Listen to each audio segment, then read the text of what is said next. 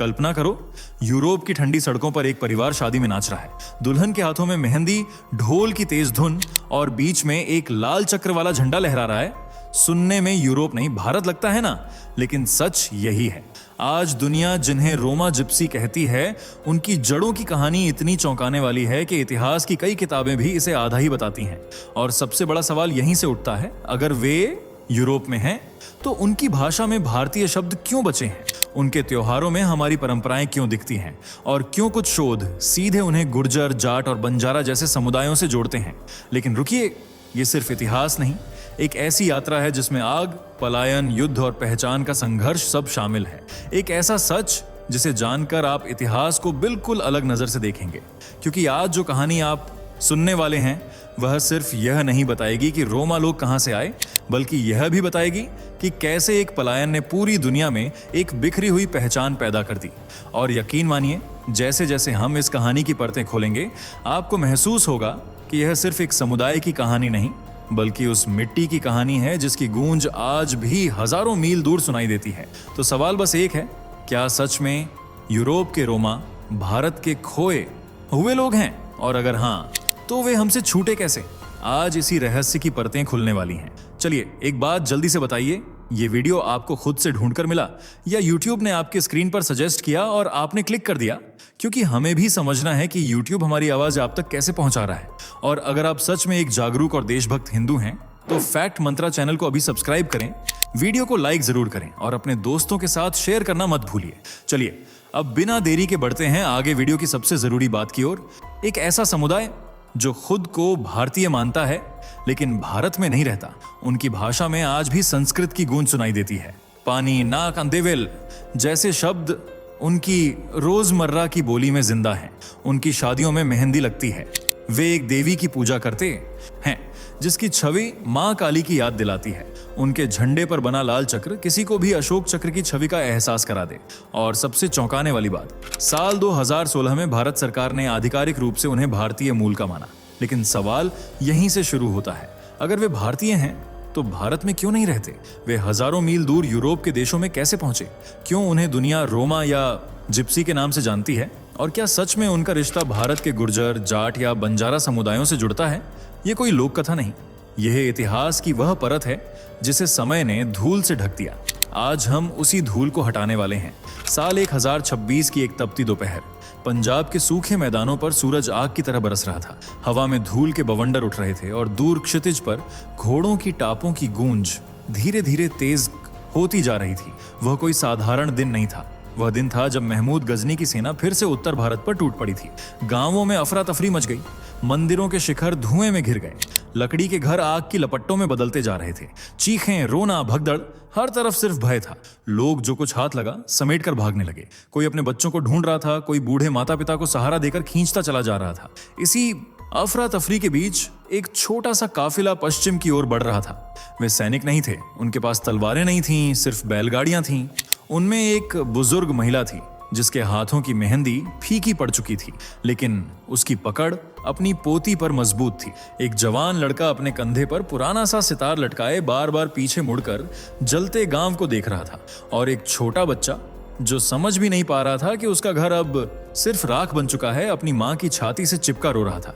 उस दिन वे सिर्फ जान बचाने के लिए नहीं भाग रहे थे, वे अनजाने में इतिहास की दिशा बदल रहे थे। लेकिन सवाल उठता है, वे लोग आखिर थे कौन? क्या वे गुर्जर थे, जाट थे या बंजारा जैसे घुमंतू समुदायों से जुड़े हुए थे? इतिहासकार आज भी इस पर बहस करते हैं। पक्के प्रमाण कम हैं, लेकिन संकेत कई दिशाओं में इशारा करते हैं। उत्तर पश्चिम भारत, पंजाब, सिंध और राजस्थान, यही वे क्षेत्र थे जहां से इन घुमंतू कबीलों के निकलने की संभावना सबसे अधिक मानी जाती है। ये लोग एक जगह टिककर रहने वाले नहीं थे। उनकी जिंदगी चलती बैलगाड़ियों, खुले आसमान और धूल भरे रास्तों से जुड़ी थी। पुरुष लोहे के औजार बनाते, घोड़े और पशु पालते और दूर दराज के इलाकों में व्यापार करते। महिलाएं कढ़ाईदार वस्त्र पहनती, लोकगीत गाती और परिवार को साथ बांधे रखती। उनका जीवन सादा था लेकिन आत्मनिर्भर था। 11वीं सदी के प्रसिद्ध विद्वान अल बिरूनी ने अपनी पुस्तक उसमें तारीख अल हिंद में उत्तर पश्चिम भारत से समुदायों के विस्थापन का उल्लेख किया है। यद्यपि उन्होंने सीधे रोमा शब्द नहीं लिखा, लेकिन उनके विवरण इस दिशा में संकेत अवश्य देते हैं। उनकी भाषा में संस्कृत की जड़ें साफ दिखाई देती हैं। पानी, नाक, मनुष्य जैसे शब्द आज भी रोमानी बोली में मिलते हैं। क्या यह संयोग है या इतिहास का कोई भूला हुआ रिश्ता? जलते हुए गांवों को पीछे छोड़कर वह काफिला सिंध के सूखे रेगिस्तानों की ओर बढ़ा। दिन में रेत आग की तरह तपती, रात में ठंडी हवाएं शरीर को चीरती हुई निकल जाती। पानी की हर बूंद की कीमत जान से ज्यादा हो गई थी। बैलगाड़ियों के पहिए धंसते, बच्चे थक कर रो पड़ते और बूढ़ों की सांसें भारी होती जाती। यहीं पहली बार उन्हें एहसास हुआ कि वे सिर्फ जगह नहीं छोड़ रहे, वे अपना घर खो रहे हैं। वह मिट्टी, वह कुआं, वह पीपल का पेड़ सब पीछे छूट चुका था। जड़ें पीछे छूट गईं, रास्ते आगे बुला रहे थे। कई हफ्तों की कठिन यात्रा के बाद वे अफगानिस्तान की कठोर धरती पर पहुंचे। पहाड़ों से घिरी वह भूमि अलग थी, भाषा अलग, लोग अलग, मौसम अलग, लेकिन रुकना उनकी मजबूरी था। उन्होंने वहीं डेरा डाला। धीरे धीरे उन्होंने अपने हुनर से नई जमीन पर जगह बनानी शुरू की। कोई लोहे के औजार बनाकर बेचता, कोई घोड़े सुधारता, कोई गीत गाकर लोगों का मन बहलाता।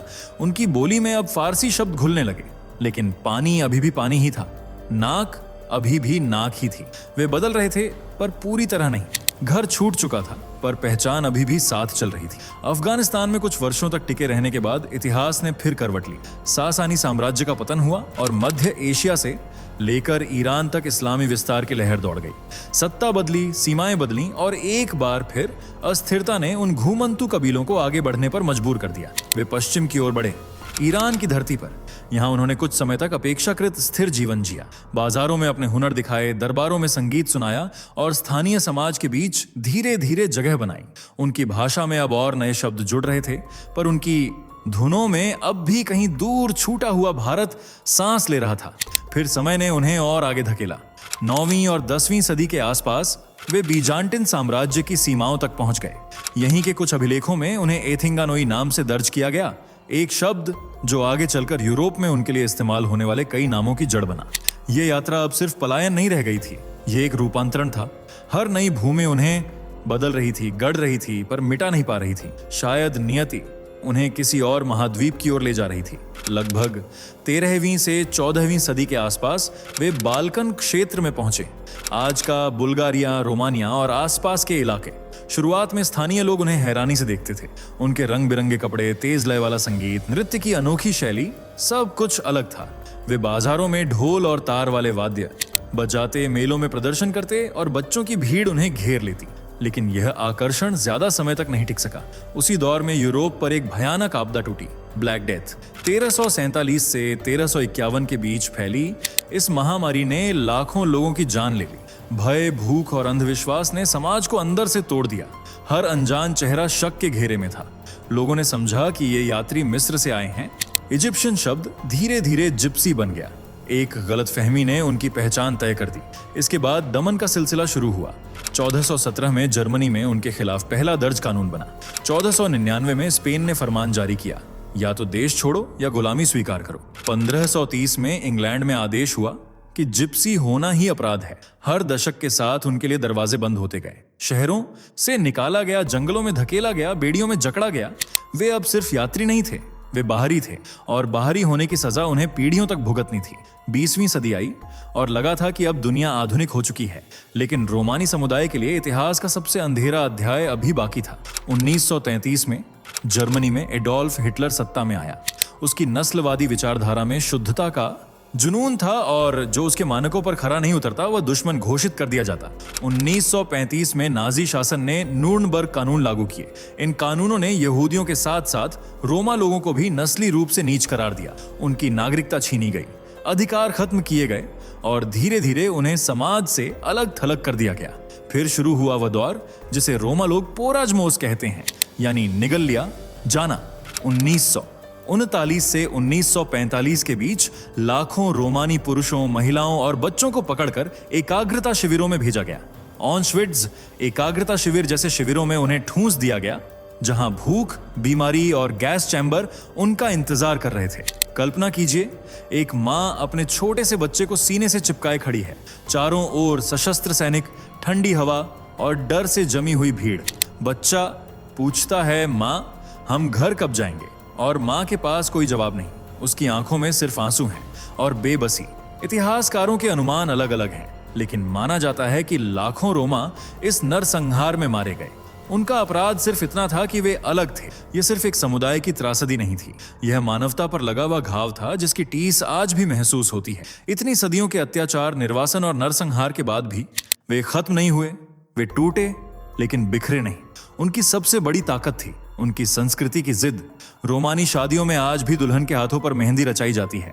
3 दिन तक नाच, गीत और उत्सव चलता है। परिवार उनके समाज का केंद्र है और परंपराएं सिर्फ रस्म नहीं, पहचान है। फ्रांस के दक्षिण में हर साल मई के महीने में हजारों रोमा एक तीर्थ पर इकट्ठा होते हैं जहां वे संत सारा की पूजा करते हैं। ये आस्था कई विद्वानों के अनुसार भारतीय शक्ति उपासना की याद दिलाती है। समुद्र किनारे जल में डुबकी लगाना, गीत गाना, सामूहिक प्रार्थना, ये सब उनकी जड़ों की गूंज जैसा लगता है। 1971 में लंदन में पहला विश्व रोमानी सम्मेलन हुआ। यहीं इंटरनेशनल रोमानी यूनियन की स्थापना की गई। एक नीला हरा झंडा अपनाया गया, ऊपर नीला आकाश, नीचे हरी धरती और बीच में लाल चक्र। वह चक्र जो मानो उनकी अनंत यात्रा और भारतीय अतीत की स्मृति दोनों का प्रतीक हो। इतिहास ने उन्हें मिटाने की कोशिश की, लेकिन उन्होंने अपनी पहचान को गीतों, रस्मों और स्मृतियों में सहेज लिया। वे बचे रहे क्योंकि वे याद रखना नहीं भूले। आज 21वीं सदी में भी रोमा समुदाय की कहानी पूरी तरह बदली नहीं है। यूरोप के कई देशों में वे अब भी भेदभाव का सामना कर रहे हैं। अलग बस्तियां, टूटी सड़कों के किनारे बने अस्थायी घर, साफ पानी और बिजली की कमी, यह उनकी रोजमर्रा की हकीकत है। विभिन्न रिपोर्टों के अनुसार कई क्षेत्रों में 50% से अधिक रोमा परिवार गरीबी रेखा के नीचे जीवन जी रहे हैं और बेरोजगारी की दर सामान्य आबादी से कहीं अधिक है। स्कूलों में उनके बच्चों को अलग बैठाया जाता है, नौकरियों में उन्हें संदेह की नजर से देखा जाता है और समाज में अब भी बाहरी समझा जाता है।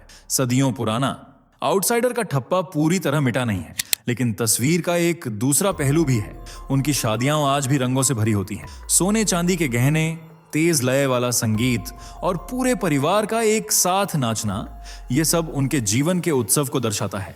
परिवार उनके लिए सिर्फ रिश्ते नहीं बल्कि सुरक्षा की दीवार है। संगीत उनकी आत्मा है।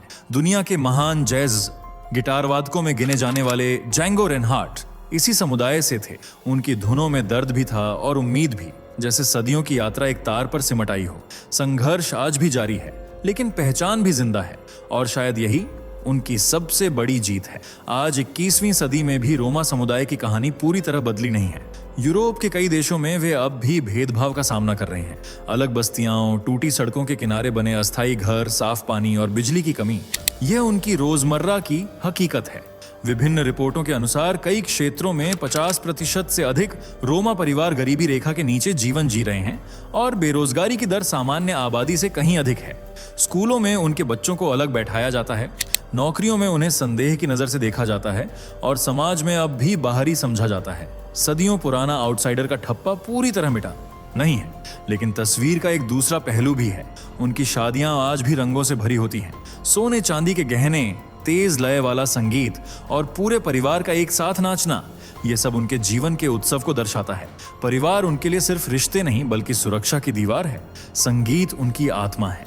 अगर हम फिर से 1026 की उस तपती दोपहर पर लौटें तो हमें सिर्फ धूल, आग और भागते हुए लोग दिखाई देते हैं। एक छोटा सा काफिला जो अपनी जान बचाने के लिए पश्चिम की ओर बढ़ रहा था। उन्हें खुद भी नहीं पता था कि उनकी यह यात्रा कितनी लंबी होगी, कितनी दर्दनाक होगी। लेकिन आज लगभग 1000 साल बाद जब हम उनकी कहानी को पीछे मुड़कर देखते हैं तो समझ आता है वे सिर्फ भाग नहीं रहे थे, वे इतिहास बना रहे थे। सिंध के रेगिस्तान से लेकर अफगानिस्तान के पहाड़ों तक, ईरान के बाजारों से लेकर बाइजेंटाइन एम्पायर की सीमाओं तक और फिर पूरे यूरोप में फैलती उनकी परछाइयां। यह सिर्फ पलायन नहीं था, यह पहचान की यात्रा थी। आज वे अलग अलग देशों में रहते हैं, अलग भाषाएं बोलते हैं, अलग धर्मों का पालन करते हैं, लेकिन उनकी शादियों की मेहंदी, उनके गीतों की लय, उनके झंडे का लाल चक्र, सब कहीं ना कहीं उस मिट्टी की याद दिलाते हैं जहां से उनकी कहानी शुरू हुई थी। उनके गीतों में आज भी वही धुन है जो कभी पंजाब की धूल में गूंजी थी। 1000 साल की इस यात्रा में उन्होंने सब कुछ खोया, लेकिन अपनी पहचान नहीं। अगर आपको यह कहानी सोचने पर मजबूर करती है तो वीडियो को लाइक करें, चैनल को सब्सक्राइब करें और कमेंट में बताएं, क्या आपको लगता है रोमा समुदाय की जड़ें सच में भारत से जुड़ी हैं? दोस्तों, आपके स्क्रीन पर 2 और वीडियो दिख रही हैं, जिसे देखने के लिए आप स्क्रीन पर क्लिक करें। दोनों देखिएगा, बहुत अच्छी वीडियो बनी है।